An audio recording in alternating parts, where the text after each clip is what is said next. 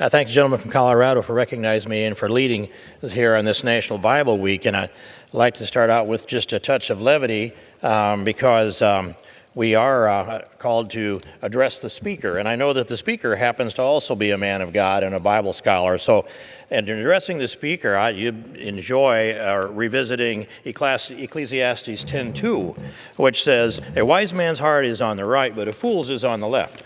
But I couldn't resist that, and I pray that you forgive me, Mr. Speaker, for that bit of levity at this time.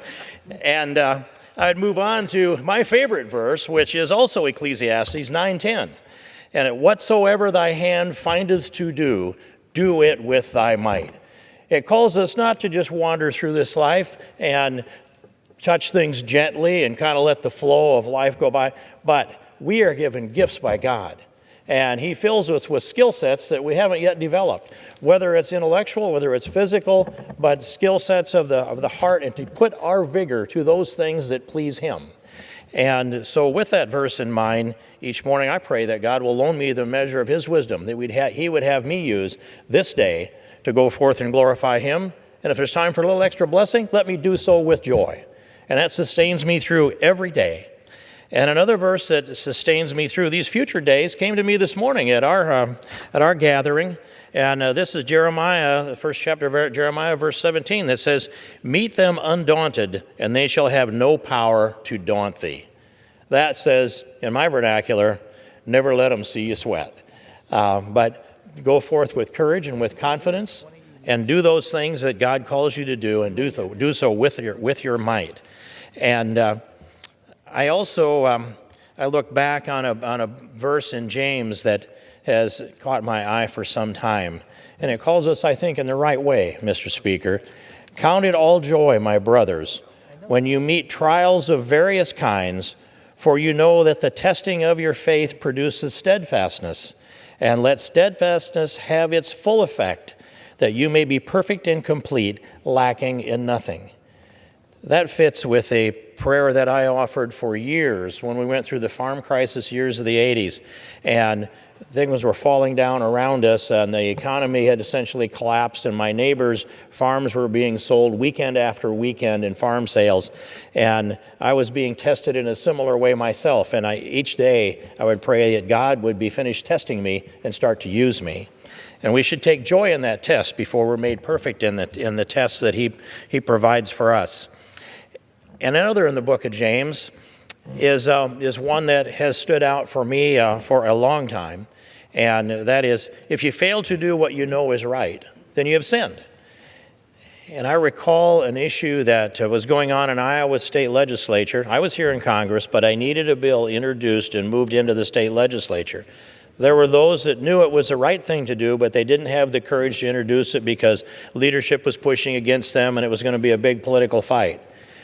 But I found a young man who is my state representative today, and when I raised the issue with him, he said, "I'll do this." And I said, you understand the burden of this and the potential consequences if you step forward into this arena.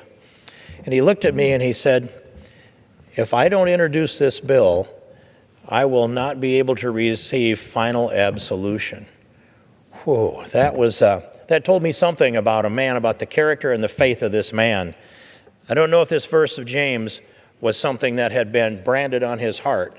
The meaning of it was, the words, I don't know, but it was, he had to be thinking, if he failed to do what he knew was right, then he would have sinned. But he stepped forward and did what he knew was right. And I appreciate Mr. Lamborn, the gentleman from Colorado, speaking today about Western civilization and about the foundation of Western civilization. It's everywhere where the footprint of Judeo-Christianity laid the foundation for civilization is Western civilization. The values in it are rooted in the Old and the New Testament. America would not and could not be the great nation it is today if we were not a nation that was rooted in biblical values. And I think that's simply indisputable. So I would bring something to the attention, Mr. Speaker, of this Congress and the people across the country that not a lot of people know. And this was in Jamestown, 1607. When they landed at Jamestown, the first thing that the settlers did as they arrived there, they erected a cross. They knelt they took communion, and they prayed.